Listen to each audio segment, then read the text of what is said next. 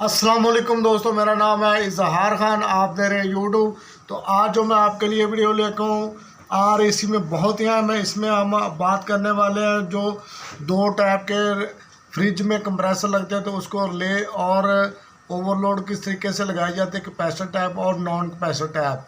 तो दोस्तों उम्मीद करते हैं ये वीडियो आपको पसंद आएगी। पसंद आए तो इसको लाइक ज़रूर करें, शेयर भी करें। और एक आपसे रिक्वेस्ट है, आप अगर इस चैनल पे नए हैं तो सब्सक्राइब ज़रूर कर लें और बेल के बटन को ऑल नोटिफिकेशन पे ऑन कर लें। जैसा कि सीज़न शुरू हो गया है, गर्मी शुरू हो गई है, तो आप लोगों को ज़रूरत पड़ेगी मुख्तलिफ चीज़ों की टेस्टिंग के लिए। इसी तरह प्रैक्टिकल भी हम आप वीडियो में बताएंगे और इस वीडियो में आपको ड्राइंग के हिसाब से दिखा रहे हैं। तो दोस्तों इस वीडियो को लाइक भी करें, शेयर करें। तो चलते हैं दोस्तों वीडियो की तरफ। तो दोस्तों ये हमारे पास है जो ना दो रिले पड़ी हुई हैं, कैपेसिटर टाइप और सादा रिले बगैर कैपेसिटर के। इसी तरह दो कंप्रेसर, जैसा कि मैंने बताया, ज़्यादातर हमारे यहाँ यूज़ होते हैं पाकिस्तान में, तो उनके अलावा भी यूज़ होते हैं, उनमें भी लग जाती हैं, लेकिन दो की मैं ज़्यादा बात करूँगा, नेशनल और डैनफास की। तो इसी तरह इसमें जो ना आप देखने होंगे, पहले हम नेशनल वाले की बात कर लेते हैं। इसमें आप ये कनेक्शन भी देख रहे हैं। सबसे पहले तो मैं आपको कनेक्शन दिखा देता हूँ कि किस तरीके से इनके होते हैं। तो दोस्तों इसमें सबसे पहले हम बात कर लेते हैं नेशनल की। ये नेशनल का कंप्रेसर और इसी तरह जेमको लगता है इसमें, इटली का, फ्रांस का कंप्रेसर, उसके भी कनेक्शन इसी तरह होते हैं। इनके अलावा भी कुछ कंप्रेसर आते हैं, लेकिन आप इनमें से रख लें। इस पर सबसे टॉप पे जो होती है ना वो कॉमन होती है, तो जिसको सी से जो ना कंपेयर किया जाता है। और इसी तरह इसको एम मेन भी बोलते हैं। और रनिंग इसकी राइट साइड पे होती है। और इसी तरह आप देख सकते हैं एस स्टार्टिंग के लिए इस्तेमाल होता है और स्टार्टिंग जो ना लेफ़्ट साइड पे होती है। तो इसमें आप ले की बात करेंगे तो सबसे पहले ऊपर जो ना जो कॉमन पे लगनी होती है ओवरलोड। तो दो तरह की ओवरलोड हमारे पास पड़ी हुई हैं। तो सबसे पहले ये ओवरलोड का मकसद ये होता है कि जैसे ही कंप्रेसर ओवर हीट हो या लोड ज़्यादा ले तो ये उसको ट्रिप करवा देती है। उसके बाद इसने कुछ देर के बाद जो ना इसने चलना होता है, रीसेट होना होता है। तो ये दो तरह की ओवरलोड आप देख रहे होंगे सामने हमारे पास है। ये इलेक्ट्रॉनिक ओवरलोड और उसके बाद हमारे पास एक सादा ओवरलोड है। इसमें स्प्रिंग होता है, स्प्रिंग गर्म हो जाता है और इसको ट्रिप करवा देता है। इसमें भी इसी तरह का होता है, लेकिन ये जो ना ऑटो रीसेट समझ ले और हीट के हिसाब से जो ना से भी ट्रिप हो जाती है। अगर कंप्रेसर ओवर हीट होता है तो उसकी वजह से भी ये ट्रिप कर जाती है। इसमें ये ज़्यादा अच्छी है बानिस्बत इसके जो ना मैनुअल समझ ले या सादा। और ये जो इलेक्ट्रॉनिक ओवरलोड समझ ले ये ज़्यादा बेस्ट रहती है सादा की बानिस्बत।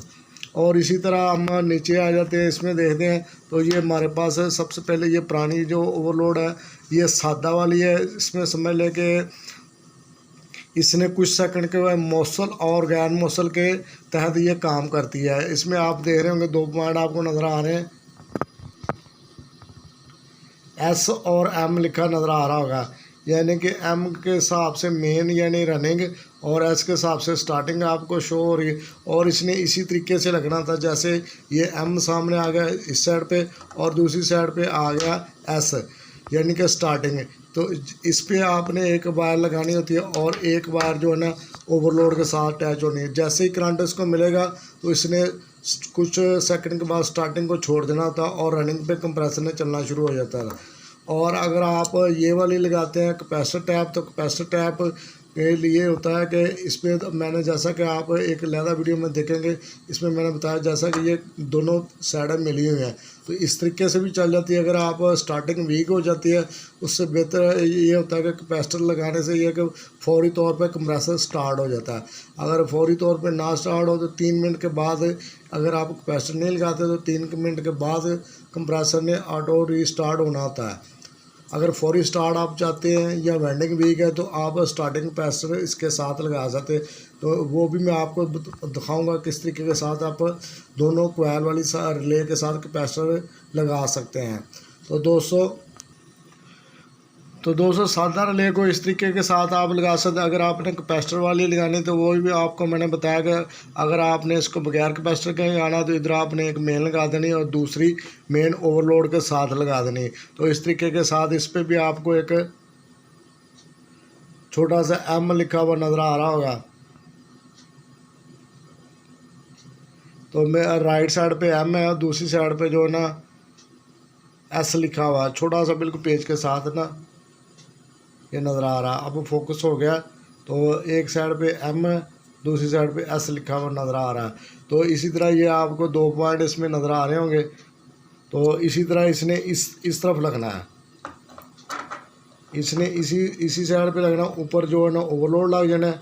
तो इस तरीके के साथ ये वाला हमारा हिस्सा यानी कि कंप्लीट हो गया नेशनल वाली।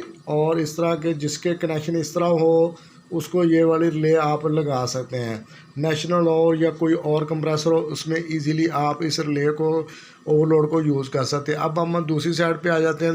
दूसरी साइड पे आप देख रहे होंगे कॉमन इस पर नीचे नज़र आ रही है, कॉमन बिल्कुल नीचे है और रनिंग उसके समझ ले उलट है। जैसे इसकी रनिंग इस तरफ है, उसकी रनिंग इस तरफ है। तो स्टार्टिंग जो ना राइट साइड पे है। तो इसमें भी दोस्तों ये आप सामने देख रहे हैं, इसमें 3 पॉइंट आपको नज़र आ रहे हैं। तो सबसे नीचे ये इसने बिल्कुल इसी तरफ लगना है, ऐसे इसके ऊपर आ जाना है। तो हमारे पॉइंट बन जाएंगे।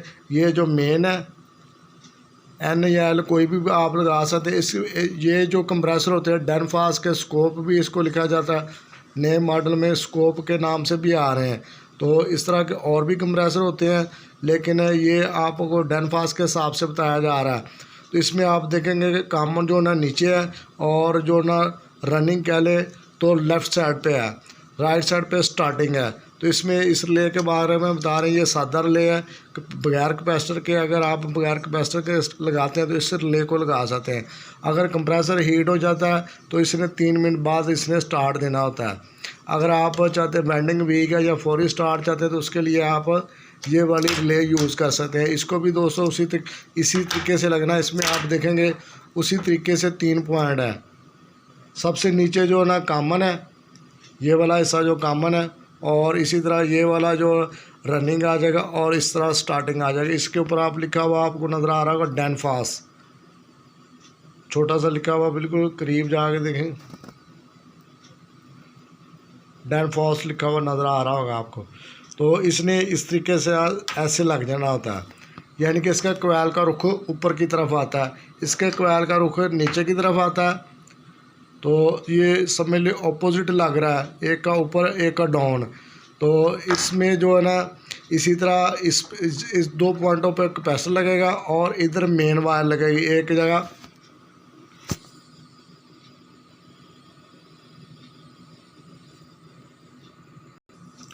तो इस तरीके के साथ दोस्तों आपने एक जगह पे मेन लगेगी और एक मेन इस पे लगेगी, यानी कि कॉमन लैन माइनस प्लस कोई भी आप लगा सकते हैं। इसी करंट में कोई फ़र्क डिफरेंट नहीं होता।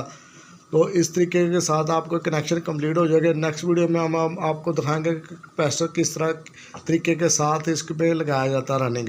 उसके बाद हम एक और वीडियो बनाएंगे, उसमें आपको रनिंग कैपेसिटर के साथ कनेक्शन करना भी बताएंगे। तो दोस्तों उम्मीद करते हैं ये वीडियो आपको पसंद आएगी। पसंद आए तो लाइक ज़रूर करें, शेयर भी करें।